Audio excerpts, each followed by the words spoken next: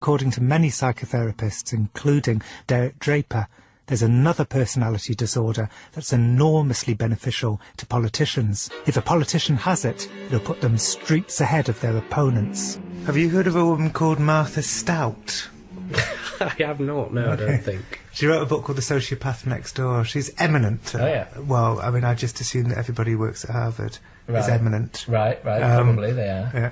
And her conclusion was that 4% of the population were sociopaths. Really? Wow. 1 in 25 people. So, which means kind of if you're in a restaurant, there's going to be a sociopath somewhere. Yes, there was one in your class at school. Right.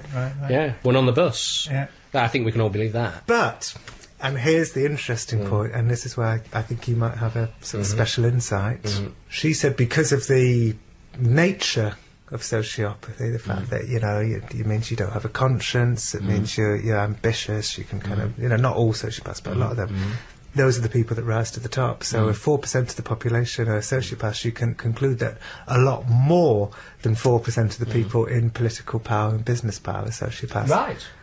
I mean, her view was that then maybe sociopathy is what makes the world go round, in a sense. Well, I think what she probably means, although I don't want to put words in her mouth, is that, in her view, 4% of people exhibit a lot of sociopathic tendencies. Do you see what I mean? On a continuum, because me and you exhibit sociopathic tendencies. So, do I think that there are people who exhibit sociopathic tendencies in politics, for example, as someone who used to work in politics? Yes, absolutely, definitely. Would you see it on a daily basis? Yes, I mean, yeah, I mean, without a doubt. I mean, I think, again, you see, it's all a question of relativity, because the truth is, politicians at times do have to be ruthless, leaders do have to be ruthless.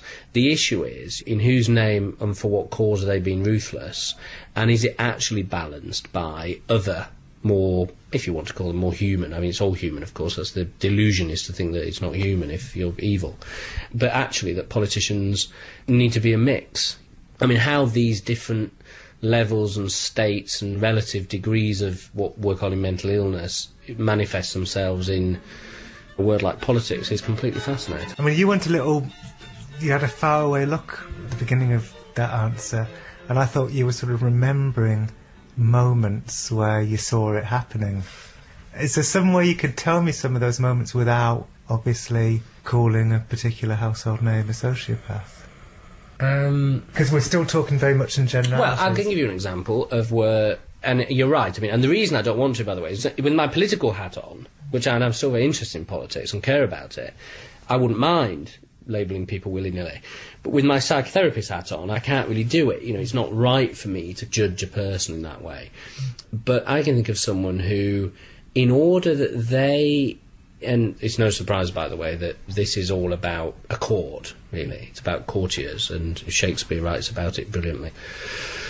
And in this instance, one advisor to the king, the leader, in order to maintain just a little bit more influence than they otherwise would have had. So not have to do it because otherwise you'd be out in the cold, but just to get even 1% more, 0.5% more influence, set out to stop their best friend, really, and they didn't have many friends, this person, set out to stop their best friend getting a job which not only was perfect for their best friend, but would have massively helped the common cause, right?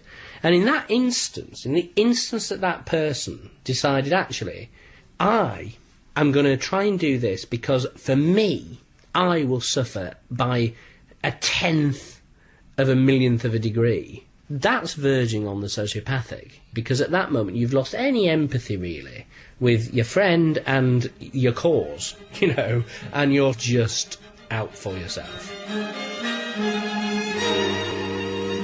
Then you were there watching it? Oh, yes, I saw it happening and saw it. It took my breath away, actually.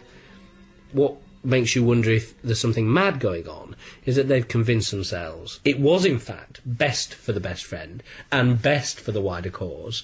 That's the scary bit. Isn't it just a... Which incidentally is exactly the same, of course, if you look at it as what a psychopath, capital P, will say.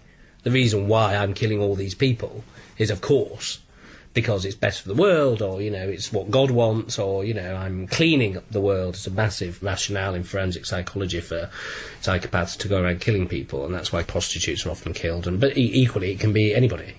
Gosh, that's going on in Parliament. Well, look at what people do in politics. You'd have to be a bit mad to want to do it. But I'm in charge of life and death. You know, I get to choose. I mean, watch The West Wing. I get to choose whether the helicopter goes in and whether people die. Well, would you want to choose? Do you want to be the one to decide? Mm-mm. Right.